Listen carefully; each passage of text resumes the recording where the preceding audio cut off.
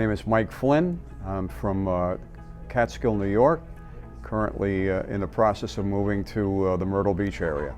My wife has done a fair amount of research into stem cells, and we became aware of the facility here in Myrtle Beach and decided to come down and see what information was available to us, and we were quite impressed with the amount of knowledge that was imparted to us at the seminar. Thank you. He certainly presented the material in a way that was easy to understand. He seemed to be very proficient in the background, and answered all the questions that were given to him at the seminar as well.